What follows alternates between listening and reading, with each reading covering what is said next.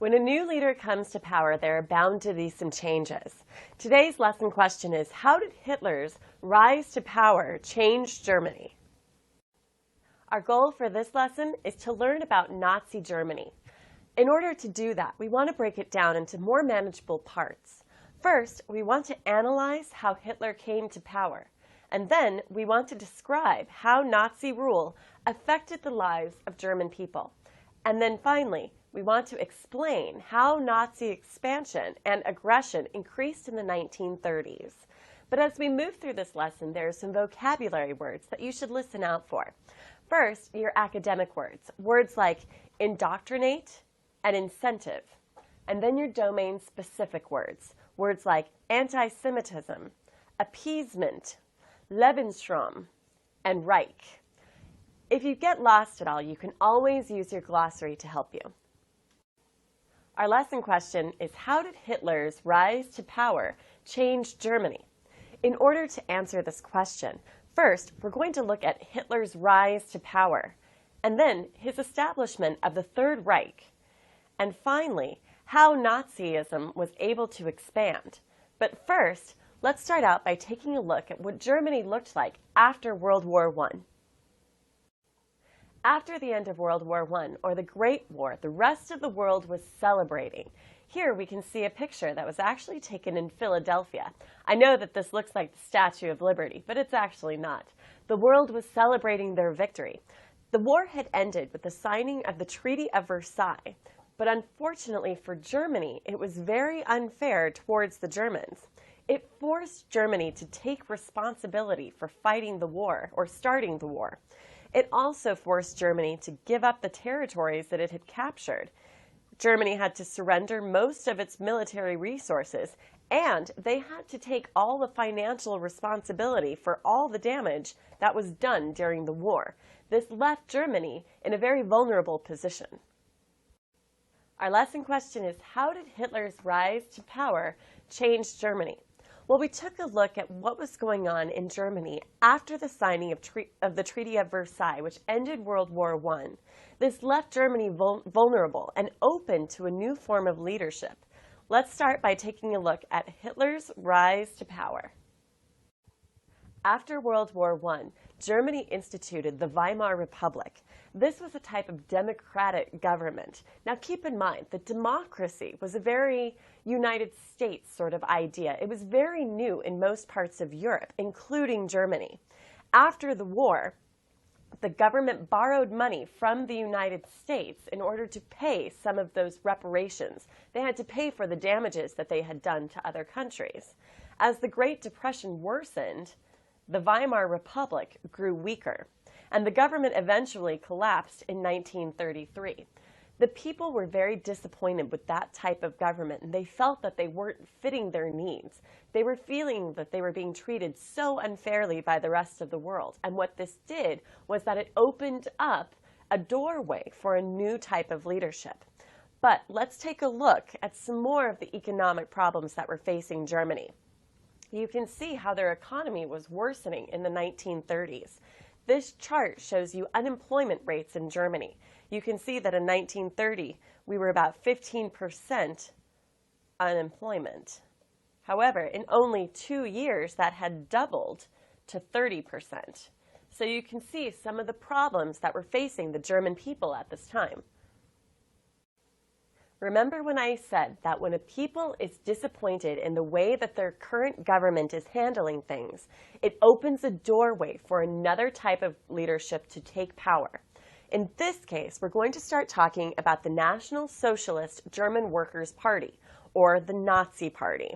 It was founded after World War I by former German soldiers. The party's members, they felt betrayed by the Weimar Republic, the current government. They blamed communists and also Jews for Germany's losing the war.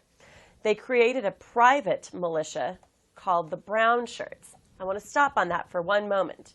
If you look at this word brown shirt, and you recall that in Italy there's a fascist dictator coming to power, and in Italy his supporters were called black shirts. You can sort of see some similarities going on there. Also, these Nazi party members, they encouraged extreme nationalism, militarism, and loyalty to Germany, much like what was going on in Italy.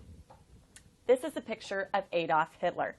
He was called Der Führer, which means the leader. He promoted extreme German nationalism and also anti-Semitism. Anti-Semitism is referring to the fact that he felt that another people, specifically the Jewish people, were lesser in their humanship than Germans were. He thought that Germany and German people were the supreme race, and he cast aspersions on the Jewish people. He was an anti-Semitic. He was imprisoned for a year for attempting to overthrow the Weimar government. He wrote while he was in prison a book called Mein Kampf, which means My Struggle. And it became a guidebook for the Nazi Party. What it did in his writings was it called for revenge against the nations that had betrayed Germany. He used very strong words to inspire this feeling of nationalism in people. Remember that betrayed is a very strong word. He asserted the superiority of what he called the Aryan race. What he meant by that was people who had blue eyes and blonde hair and very pale skin. Remember that he was anti-Semitic, and at that time the Jewish people, we're not just talking about Jewish people in the terms of their religion. We're talking about the regions that they came from, and their hair was typically dark or brown. Their eyes were brown, and Hitler himself thought that this was wrong, which is interesting to note considering that Hitler himself had brown hair. But he labeled all others, especially the Jewish people, as inferior, again, using very strong language. And he gave Germans someone to blame for all of their problems. Remember that the people were very disappointed with their current government. They were looking for someone to blame after the war. Nazi ideology, the belief would become law once Hitler did come to power. So all of the German people, once Hitler took over, would start to adopt these beliefs that he wrote about in Mein Kampf for themselves. By 1932, the Nazi Party was the largest political party in Germany. Hitler was named Chancellor because the people who were in parliament at that time believed that they could control him, but they also believed that he was the best person to stand up against the growing Communist Party. He was a very good public speaker, and people liked to listen to him at that time. Now, Hitler called for a new election, but unfortunately, before that election could happen, a fire destroyed the German parliament, which was called the Reichstag. Now, Hitler rallied support for him and his Nazi party by blaming the Communist Party for burning down the Reichstag. This earned him that majority vote, but it was a very narrow margin. Only about 52% was the vote that allowed him to be put in place of power. Now, this was able to pass the Enabling Act in 1933, which gave Adolf Hitler the power of a dictator once the Nazis won that majority party by that 52% margin. But what happened after that was, even though there were people who didn't belong to the Nazi party, Hitler, once he became dictator, banned all other opposing parties, and therefore he declared that everyone in Germany was now part of the Nazi party. Our lesson question is, how did Hitler's rise to power change Germany? We just saw how Hitler rose to power by being elected with his Nazi party by a 52% margin. Now we're going to move on and take a look at what happened and what shaped Germany after Adolf Hitler took power, and take a look at the Third Reich. The Third Reich was Hitler's government. It took over after the Weimar Republic. Remember that the Weimar Republic was a democracy, but the Third Reich is Hitler as a dictator and is giving us an example of totalitarian rule.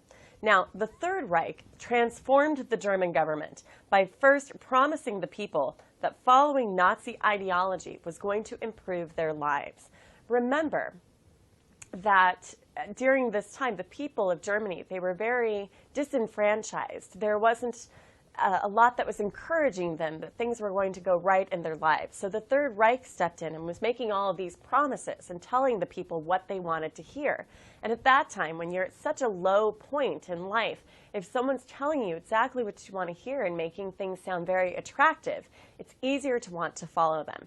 Now, the word Reich here means empire. If you've had a previous lesson that mentioned totalitarian rule, you're going to start to see some of these similarities. First, we have a very charismatic individual who has risen to power. And now we have ideology coming into play, also feelings of strong nationalism. Keep an ear out for some other things that will lead us to believe that this is a totalitarian government. Now, the Third Reich also used propaganda to encourage German nationalism and also obedience. If you take a look at this picture, you can see these large public meetings that they had, and you can see all the flags of the Nazi Party that were encouraging people to follow them.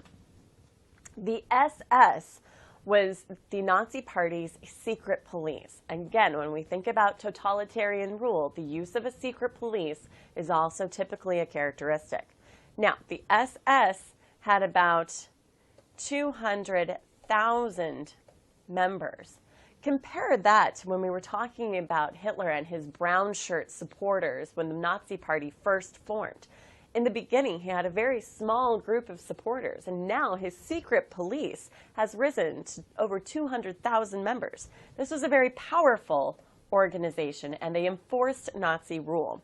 They had the power to arrest anyone for any reason.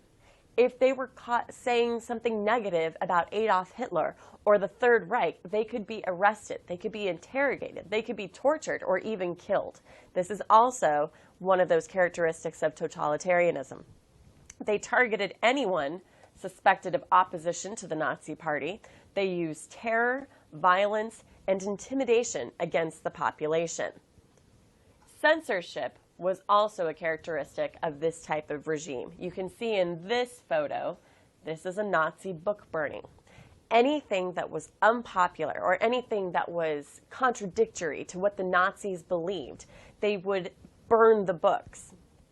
They controlled all the newspapers and all the media. Books that didn't comply with Nazi beliefs were burned, and criticism of the Nazi Party was not tolerated. Think about today. Think about modern media and modern newspapers. You can go online. You can start a blog. You can say whatever you want to in the United States. If you don't like the president, you have the right to voice that opinion. But in Nazi Germany, anything that contradicted Adolf Hitler or his Nazi Party was burned. It was wiped out. It was taken away from the rest of the population. During this time, the Third Reich was exercising control over everyone, including children. Children were actually required to join Hitler Youth organizations. You can take a look at this photo and see these young men learning how to properly give the Nazi salute. These groups were a way to indoctrinate or train young people into Nazi ideology or the Nazi belief system. The boys were trained for military service, while the girls were trained to become good wives, good mothers, and good homemakers. Well, why was there so much stress on becoming a good homemaker or a good wife? Well, let's talk for a moment about racial purity laws. Racial purity laws were also being passed at this time, and they were a way to try to increase the Aryan population.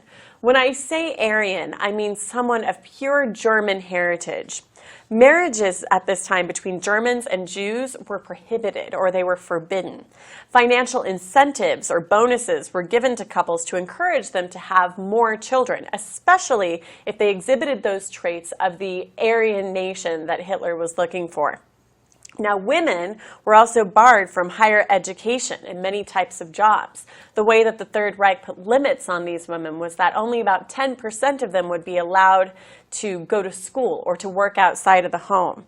You can see in this picture, or in this poster over here, that racial propaganda was also running rampant at this time. These were posters that were trying to encourage people to be true Aryans and to despise their Jewish neighbors. In this particular poster, you can see a Latvian family here, and they are looking warily at this Jewish man behind them. Now, when you translate the language on this poster, it actually says, "This land isn't yours, Jew, throw him out."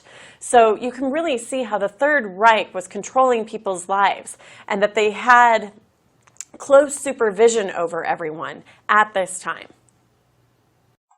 Economic changes were happening at this time as well. Remember that Adolf Hitler and his Nazi party, this was a totalitarian government. They controlled every aspect of life in Germany.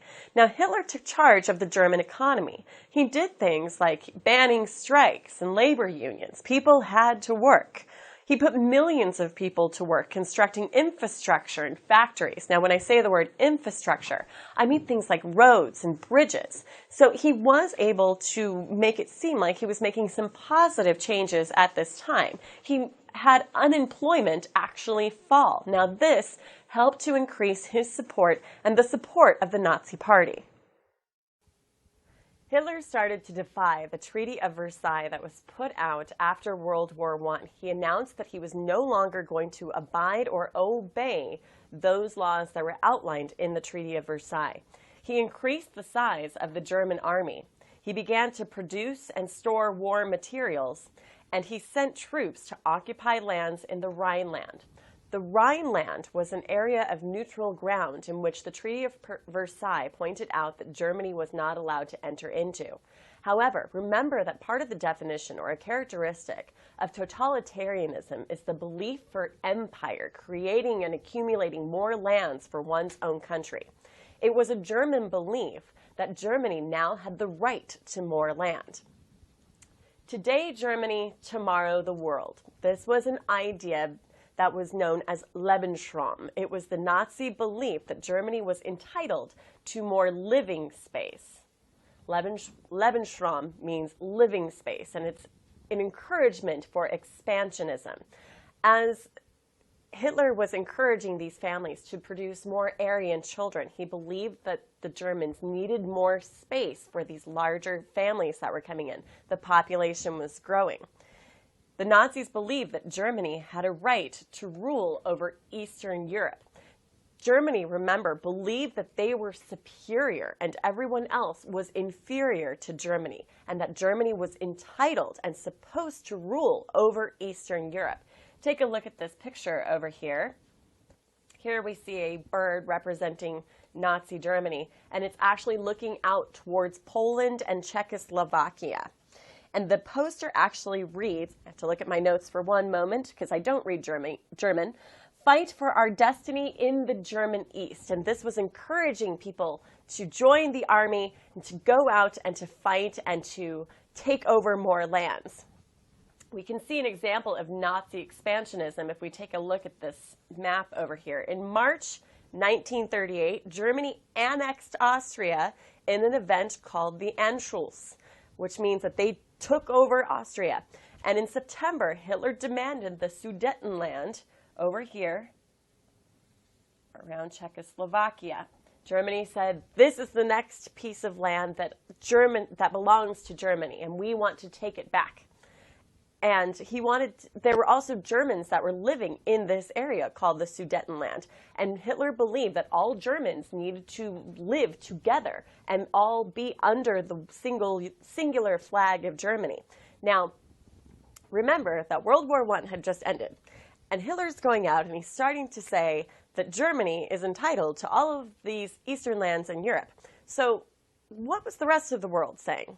Well, they told Hitler, "No, you really shouldn't be doing this. We don't want you to do this." However, they didn't stop him, and they didn't stop him because the whole world was so tired after World War I. They were about to do anything besides enter into another world war. I have a daughter, and when she was little and we would go to the grocery store together, on occasion, she would start to scream and cry and kick her feet and make a big scene. So what I would do is I would scoop her up, and in an attempt to appease her, I would run her to the bakery section and buy her a big chocolate donut. Then she could eat her donut in peace while I finished my grocery shopping.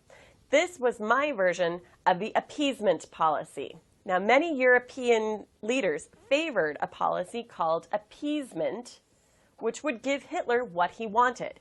In my daughter's situation, it was a chocolate donut. In Hitler's case, it was parts of Eastern Europe, in the hope that his threats would lessen. But this had some pros and cons. Some of the pros were that war in Europe could be avoided. Remember, World War I had just finished, and the rest of the world was tired. They did not want to go back to war. They thought that Germany could be satisfied and it would end its aggressions. However, they didn't see the cons. Germany's power and demand for land actually increased. When you give a mouse a cookie, he's going to want a glass of milk. Now, European powers could look weak, which could lead to more German aggression. If Germany felt that they could take over one part of Europe so easily, they would be encouraged to take over more parts of Europe. Let's talk about the Munich Agreement. The Munich Conference was held in September of 1938. Great Britain, France, Italy, and Germany attended, but Czechoslovakia was not invited, which is interesting to note because we're talking about Czechoslovakia. Now, Britain and France did sign an agreement with Czechoslovakia that said that they were going to fight for Czechoslovakia in case something bad ever happened. But remember, World War I had just ended and people were tired of going to war. And so when push came to shove, that actually didn't happen. Britain and France agreed to give the Sudetenland to Germany, and Hitler promised to respect Czechoslovakia's new borders. Unfortunately, although he promised, we will soon find out that Hitler's promises don't amount to much. In this example, Hitler annexed the rest of Czechoslovakia 6 months later. And remember, Britain and France had said that they were going to fight for Czechoslovakia and defend them, but they were just so tired and they were so depleted after World War I that didn't happen. Nobody was stopping Hitler at this time, so he thought that he could gain more land. He thought it was going to be easy for him. So then he set his eyes on Poland. Let's put this on a timeline. Here we can see in 1919 the Treaty of Versailles, which remember was very harsh to Germany and it blamed Germany for the war. Then in 1933, a few years later, we see the appointment of Hitler as Chancellor. We'll see that this sort of leads to a domino effect. If we add more things to our timeline, we can see Hitler as Chancellor, Japan is sort of getting on board with their invasion of Manchuria, and all these things are going to lead together and start toppling over these dominoes, and we're going to enter World War II.